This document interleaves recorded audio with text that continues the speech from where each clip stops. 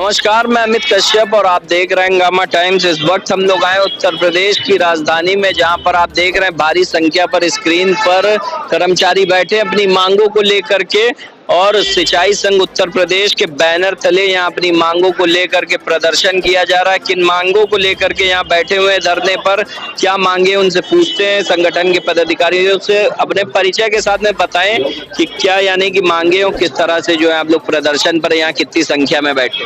राकेश कुमार चौधरी, प्रांतीय अध्यक्ष सिंचाई संघ उत्तर प्रदेश। हमारी 5 सूत्री मांगे हैं, जिसमें प्रमुख रूप से पुरानी पेंशन बहाल की जाए। दूसरी मांग हमारी है, हमारी सेवा नियमावलियां हैं 1953 और 1954, आज तक वो परिवर्तित नहीं हुई, जबकि शासनादेशों से शैक्षिक योग्यता और सब कुछ परिवर्तित कर दिया गया है, लेकिन सेवा नियमावलियां परिवर्तित नहीं हुई, जिसके कारण विभाग में हजारों पद रिक्त हैं, भर्ती नहीं हो पा रही। और हमारे ग्रेड पे के सवाल जो 1900 पे जो चतुर्श्रेणी कर्मचारी को मिलता है, वो ही ग्रेड पे इन लोगों को भी हम लोगों को मिलता है, वो हल नहीं हो पा रहे हैं। अगर सेवा नियमावली संशोधित हो जाए तो सवाल हल हो जाए। इसी तरह की हमारी जो वंशकालिक और डेली वेज और चार्ज की सेवा है, माननीय सर्वोच्च न्यायालय ने आदेश कर रखा है कि उसको जोड़कर पेंशनरी लाभ दिया जाए, लेकिन आज तक वो सेवा जोड़ी नहीं गई है, जबकि 2 सितंबर 2019 को माननीय सर्वोच्च न्यायालय ने आदेश किया है। इन्हीं मुद्दों को लेकर हम लोग 5 सूत्री मांगों को लेकर के कब तक के प्रदर्शन करते रहेंगे, जब तक मांगे पूरी नहीं होंगी, कि आज ही भर का धरना है, एक ही दिवस? नहीं, आज धरना है, और कल से अगर यहाँ विभाग से कोई सकारात्मक कार्रवाई नहीं होगी तो कल से हम क्रमिक अनशन शुरू कर देंगे। क्या कहेंगे सर, आप कहाँ से हैं और किस तरह से जो है प्रदर्शन पर बैठे हैं? जी, मैं विनोद कुमार पांडे, प्रांतीय महामंत्री सिंचाई संघ उत्तर प्रदेश। देखिए, हमारे दर्द तो 1953-54 से चले आ रहे हैं, हमारे पूर्वज लोग नहीं निपटा पाए, तो हम लोगों ने एक संकल्प किया है कि हमारी अंशकालीन जो 81-82 से लोग सेवा में हैं और रिटायर हो गए हैं, उनको आप जान लीजिए कि बिना पेंशन के न वो अंशदायी उनकी पेंशन कटी और न उनको सरकार ने कोई और सुविधा दिया।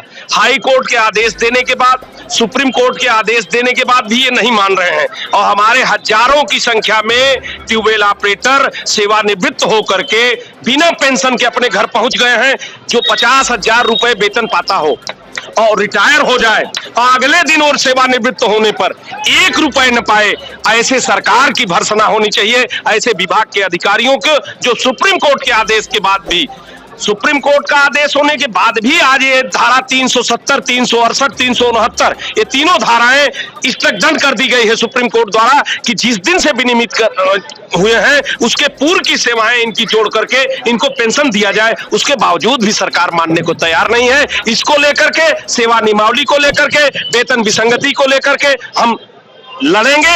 आज अगर विभाग हमारा ज्ञापन लेकर के हमारी समस्याओं को लिखित रूप से शासन को संदर्भित कर दिया तो हम इस कार्यक्रम को टालेंगे, अन्यथा कल से हम यहाँ क्रमिक अनशन पर चलेंगे। चाहे जितने दिन होगा, अंतिम दिन वो होगा जिस दिन हम आमरण अनशन पर भी होंगे और आत्मदाह भी करने को तैयार होंगे। और भी संगठन के पदाधिकारी उस बात करते हैं, क्या कहेंगे जी बताएं, क्या कहेंगे? 5 सूत्री मांगे अगर पूरी नहीं होती तो किस तरह से सड़कों पर उतरने काम कर रहे हैं आप? हाँ, जो कि सिंचाई संघ का धरना, इसको मिनिस्ट्रियल एजुकेशन इरिगेशन डिपार्टमेंट का समर्थन है। मैं प्रदेश अध्यक्ष होने के नाते मैं सिंचाई संघ के जो भी मांगे हैं उनको लेकर समर्थन में हूँ, और जो भी अनिश्चितकालीन धरना हो या अनशन हो, मिनिस्ट्रियल एजुकेशन इरिगेशन डिपार्टमेंट के साथ कंधे से कंधा मिला के लड़ेगा।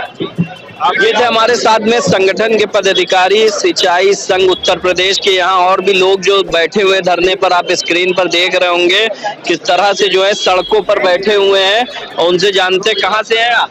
कहाँ से? उरई जनपद जालो, जनपद जालो। उत्तर प्रदेश में इसी प्रकार की समस्या 5 सूत्री मांगे को लेकर कब तक बैठे रहेंगे सड़कों पर? जब तक मांगे नहीं माने, जब मांगे जाएंगी तब तक यहीं बैठे रहेंगे। तो कार बहिष्कार भी कर रहे हैं क्या? हाँ जी जी, कार बहिष्कार करके यहाँ बैठे हुए। आप देख रहे हैं कि सिंचाई संघ उत्तर प्रदेश क्या कहना चाह रहे हैं, बताएं। मैं जो 1956 से जो हमारी नियमावली है अंग्रेजों के साथ जमाने की, आज तक वो नहीं हो पाई है कंप्लीट, उसमें सुधार होना चाहिए। और कहाँ से हैं आप? मैं जिला अलीगढ़ से हूँ, मंडल मंदिर। कार बहिष्कार कर रहे हैं? हाँ, कार आने वाला हमारा जो 5 सूत्री मांगे नहीं पूरी हुई तो कार बहिष्कार भी होगा, तक बैठे आमरण अनशन भी होगा। जी, क्या बताएं। सिंचाई संघ वरिष्ठ उपाध्यक्ष संजय यादव। और ये जो उत्तर प्रदेश सरकार है, उत्तर प्रदेश सरकार है वो नहीं मान रही, जबकि वही आदेश सुप्रीम कोर्ट का आदेश और हमारे यही सिंचाई संघ के कर्मचारी पूरे विनियमित कर दिए गए। उत्तराखंड सरकार वही कानून वही आदेश फॉलो कर रही है और उसको उनको सारी सुविधाएं दे रही, पुरानी पेंशन का लाभ मिल रहा है।